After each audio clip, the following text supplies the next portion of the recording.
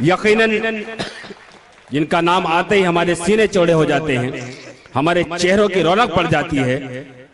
ना कि सिर्फ समाजवादी के सदर हैं, एमएलए हैं, बल्कि पूरे हिंदुस्तान के लिए एक फख्रिया शख्सियत मोहतरम अबू वासिम आजमी साहब। मैं चाहता हूं एक बार जोरदार तालियों से इस्तकबाल करें, पुरजोर तालियों से। यकीनन बेपनाह मसरूफियत के बावजूद अपनी हाजिरी वो हिंदुस्तान के हर कोने में दर्ज कराते हैं। उनकी इस कुर्बानी, इस जज्बे को सलाम।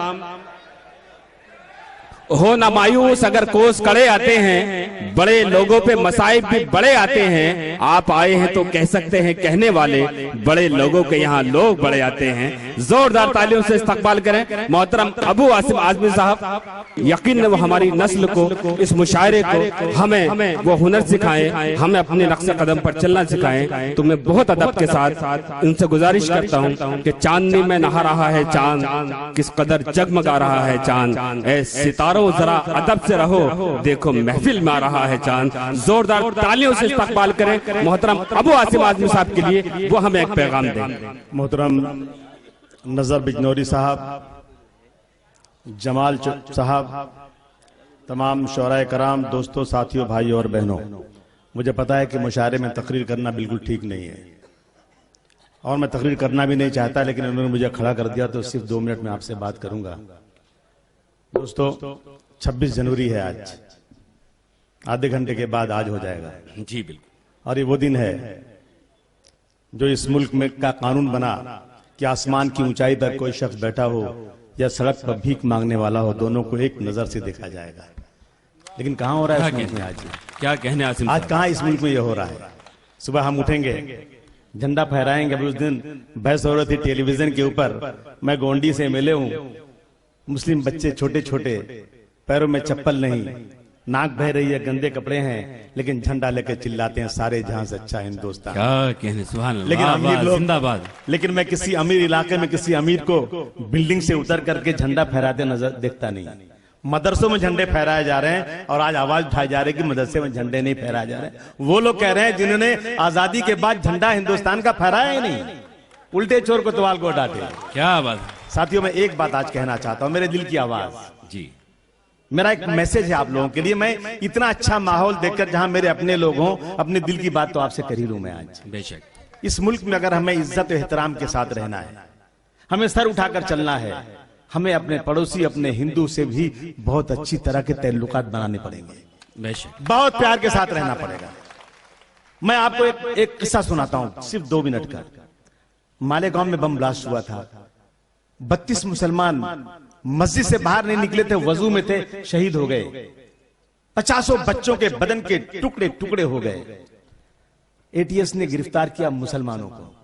बहुत चिल्लाए लोगों ने कि मुसलमान और मुसलमान मस्जिद पे बम कैसे मारेगा? नहीं सुना किसी ने। बहुत मालेगांव के तमाम उलमाए कराम, तमाम मसलक के इकट्ठा होकर के यहां से लेकर दिल्ली तक 20 चक्कर लगाए कि सीबीआई की इंक्वायरी कराओ, ये गलत लोग पकड़े गए। सीबीआई की इंक्वायरी भी हो गई। सीबीआई ने भी कहा नहीं, यही मुसलमान गुनहगार हैं जिन्होंने मस्जिद पर ब्लास्ट मारा, ये 9 मुसलमान जो पकड़े गए। 6 साल तक जेल में रहे। एक जेल के अंदर मुस्लिम लड़का बंद था और एक असीमानंद नाम का आदमी बंद था, जो आरएसएस का है, जो एमएससी है केमिस्ट्री से, बंगाल का, कलकत्ता का रहने वाला, जेल में बंद था। और उसी बैरिक में एक मुसलमान बम ब्लास्ट में बंद था। उस मुस्लिम बच्चे ने मुस्लिम तहजीब के मुताबिक, इस्लामी माशरे में चल के मुसलमानों के मुताबिक उस असीमानंद जो आरएसएस वाला था, जो मुसलमानों का दुश्मन, जो इस मुल्क से मुसलमानों को निकाल देना चाहते हैं, उस हिंदू के साथ उस मुस्लिम लड़के ने बहुत अच्छे अखलाक से पेश किया। बहुत प्यार से उसको जेल में मदद करता था, पानी रख देता था, खाने के लिए रखा देता था। उस हिंदू के दिल में सोया हुआ इंसान जाग गया। सीबीआई कहती है कि मुसलमान गुनहगार, एटीएस कहती है कि मुसलमान गुनहगार, लेकिन उस हिंदू ने, असीमानंद ने जब देखा कि ये मुसलमान बच्चा इतना अच्छे अखलाक का है और ये बेकसूर जेल की सलाखों में 6 साल से पड़ा हुआ है, उसने जाकर कोर्ट में एक बयान दिया कि ये मुसलमान लड़के बेकसूर हैं, ये बम ब्लास्ट करने वाले सब के सब आरएसएस और कौन कौन से संघ परिवार के लोग हैं। कब हुआ ये कब हुआ?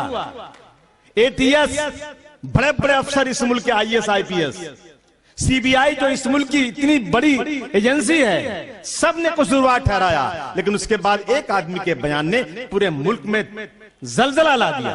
उसके बाद एनआईए बनाया गया, नेशनल इन्वेस्टिगेटिव एजेंसी। उसने इंक्वायरी किया, उसने कहा आसिम अनंत का स्टेटमेंट बिल्कुल सही है, ये बच्चे बेकसूर हैं, अल्लाह का करम वो सब जमानत पे छूट कर अपने घर आ गए। कब हुआ ये? आग को बुझाने के लिए आग नहीं, पानी की जरूरत है। आइए हम तय करें आज, साकिन आके के मुसलमानों, आज ये तय करो कि अगर मेरा पड़ोसी हिंदू है, उसे कोई तकलीफ होगी तो मैं इस्लाम का मानने वाला मोहम्मद रसूलुल्लाह सल्लल्लाहु अलैहि वसल्लम की उम्मत, मैं कसम खाता हूं कि मेरे हिंदू भाई को अपने बदन का आखिरी खतरा भी देकर बचाऊंगा। कहूंगा इस्लाम ये सिखाता है। क्या कहने, जब इस मुल्क में अमन चैन होगा, जिंदाबाद आसिम साहब, जब इस मुल्क में अमन चैन होगा, नहीं तो इस मुल्क में अमन चैन नहीं होगा। आज चंद मुट्ठी भर लोग नंगा नाच रहे हैं और मुसलमानों को दहशतगर्द साबित करने पर बजिद हो गए हैं, लेकिन इस मुल्क का ज्यादातर हिंदू आज जो है वो सेकुलर है। आपने देखा जब इस मुल्क में चला टॉलरेंस इंटॉलरेंस की बात चली, दादरी वाला जब इखलाक का मामला आया, बहुत सारे बड़े बड़े साहित्यकार हिंदुओं ने अपने अवार्ड को वापस देना शुरू किया। वो हिंदू थे, मुसलमान नहीं थे।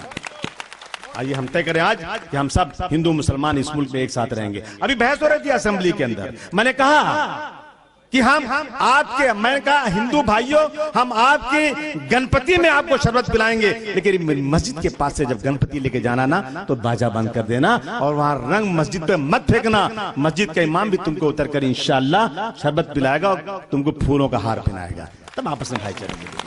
हमारा कहा था भी भाई साहब ने, एक तरफ अजान हो, दूसरी तरफ मंदिर में घंटी बजे और हम सब भाई भाई की तरह से रहें इस देश के अंदर। यही मेरा आज 26 जनवरी को आपको पैगाम है दोस्तों। बहुत बहुत शुक्रिया। जमाल को बहुत बहुत मुबारकबाद।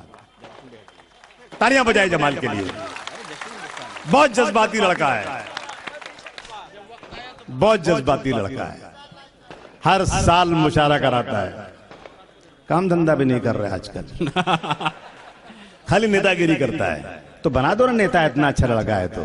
बेशक, बहुत बहुत शुक्रिया।